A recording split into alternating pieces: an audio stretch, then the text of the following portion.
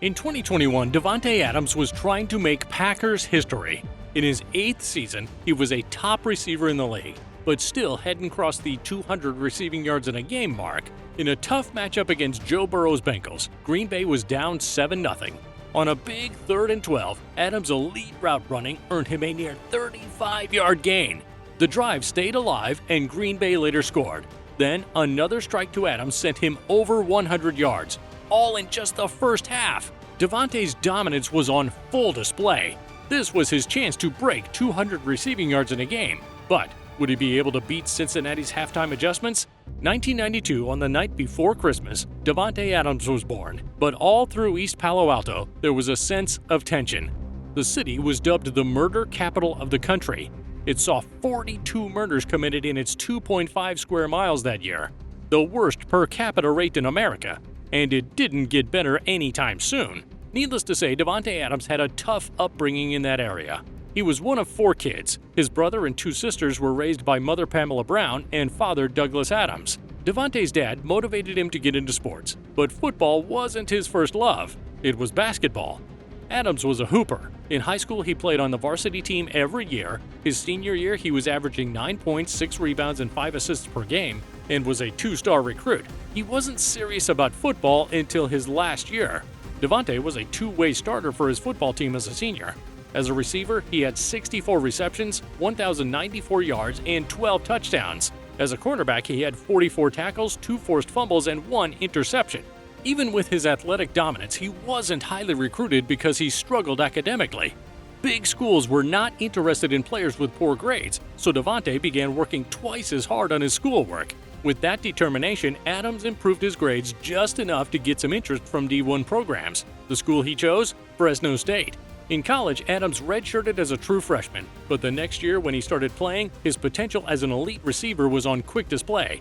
His first game saw him get 118 receiving yards and 2 touchdowns in a win. Later in the season against Colorado State, he had another 2-touchdown game. This matchup would also start his streak of 8 consecutive games with a touchdown. In a contest against the New Mexico Lobos, Davante wrangled in 9 catches, 2 of which were touchdowns, and 198 yards. His play was instrumental to the Bulldogs' success.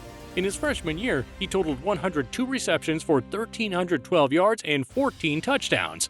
All 3 of those stats led the Mountain West Conference, and he was the conference's Freshman of the Year. His Bulldogs went 9-4, a record Davante and the team were not satisfied with. So in their first game back the following year, Davante burst out of the gate with 14 receptions, 148 yards, and his signature 2 touchdowns.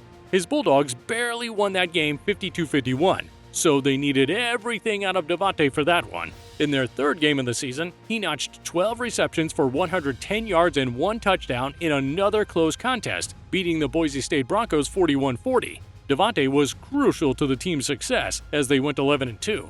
By the end of the season, he had 1,719 receiving yards and 24 touchdowns. His quarterback, Derek Carr, threw for 5,083 yards and 50 touchdowns. This meant Davante accounted for almost a third of all receiving yards and half of all receiving touchdowns for the team. He had been showing out all through his 2-year college career, so it was time to head to the league. Davante looked pro-ready, but the NFL viewed many prospects more favorably. 8 wide receivers were selected before him in the 2014 draft: Sammy Watkins, Mike Evans, Brandon Cooks, and Kelvin Benjamin, to name a few. Maybe it was because Davante did not attend one of the big-name schools. He was drafted by the Packers in the 2nd round, but even there, he got buried in the depth chart behind Jordy Nelson and Randall Cobb. His first 2 seasons were modest, not even eclipsing 500 receiving yards in either. In his rookie year, Adams saw Jordy Nelson become a Green Bay legend. No Packer had ever gotten more than 1,500 receiving yards in a season. The most was by Robert Brooks in 1995 with 1,497. That record stood until Jordy Nelson broke it with 1,519 yards, while rookie Davante had a front row seat on the bench waiting for his opportunity. In his 3rd year, Adams picked it up and started to build a chemistry with Aaron Rodgers, grabbing 75 receptions and gaining 997 yards that season. More yards than his first 2 seasons combined, and 3 times as many touchdowns. Davante was becoming a solid receiver in the NFL, but he hadn't reached his peak yet. In 2017, Davante finally made the Pro Bowl, and in 2018, he was on fire once again. He perfected his routes and improved on getting separation, especially with his release from the line of scrimmage. How many different releases do you think you have? Like, is there a number or is it just a feel? It's a feel, man. I never go up and say, I'm about to do this to this guy. Yeah. You know, it's like I said, a starting point. He further elaborated how the line of scrimmage is his starting point and then works with what the defender gives him. Davante also has the hop in his arsenal when he jumps from the line of scrimmage when the ball is snapped, disguising his intentions with the route while still giving himself momentum to turn into speed. Davante's body control is elite too. He perfected the toe tap, whether it's to stay in bounds or to score the touchdown, or both. With this elite skill level on full display, peak Davante Adams hit in 2018. It was his first year with over 100 receptions, 111 to be exact. He went for 1,386 receiving yards, getting close to Jordy's record breaker, and also had 13 touchdowns in just 15 games. He started getting into the best receiver in the league conversations, and if it hadn't been for an injury in 2019 that caused him to play only in 12 games, Davante would currently be sitting on a 6-year streak of over 1,000 yards in a season. He still had 997 in just those 12 games. Even with the injury, Davante's production hadn't ceased. From 2018 to 2022, Davante never averaged less than 83 yards a game, and in 2020, he had his highest output yet, averaging 98.1 yards per game, hauling in new career highs with 115 receptions and a league-leading 18 touchdowns. He also had 1,374 yards in just 14 games. What could he do in a full 16-game season? In 2021, the Packers started off the year with a disastrous loss to the Saints, 38-3. But they got it together quickly and started rattling off wins. Davante had back-to-back 100-plus yard receiving games in wins against the Lions and Niners. They beat the Steelers 27-17 in Week 4 and got to 3-1. But Week 5's matchup would prove to be difficult against Burrow and the Bengals. But Davante made sure he kept getting open. Down by a touchdown, the Packers looked to Davante to help even up the score. He juked the defender and released, getting open in the middle of the field for a solid gain. On the same drive, on a 3rd and 12, Davante got even more wide open in the middle of the field, nearly 35 yards on that play. The Packers were able to score due to Adams' consistent playmaking. On another drive before the end of the first half, he made a huge catch to put the Packers into the red zone and put himself over 100 receiving yards before halftime. Shortly after, Davante showcased his catching ability while spinning in the air, securing the ball and tapping his toes inbounds to score a touchdown for Green Bay. The second half was more of the same for Davante, but the Bengals kept putting up a fight. They wouldn't go away, tying the game up at 22. The Packers needed every single yard out of Adams, but he had never gone over 200 yards receiving before, until Rodgers hit him over the middle for a 20-yard gain. He finally did it. With 11 receptions, he had 206 yards receiving.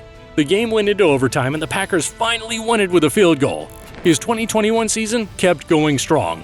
104 yards against the Rams in November, 121 yards against the Bears in early December, and with 136 receiving yards against the Vikings on January 2nd, Davante now had 1,498 receiving yards on the season, just 2 yards away from hitting 1,500, and 22 yards from breaking Jordy Nelson's season high for a Packer that he witnessed his rookie year. And with one game left on the schedule, Davante was ready to play the Lions.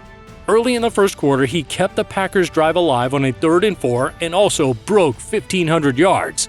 The game was tied 7-7 late in the first quarter, and Davante lined up looking to see what the DB gave him, and he took it. His fast release to the inside got him open quickly, and that grab gave him the new Green Bay single-season receiving record.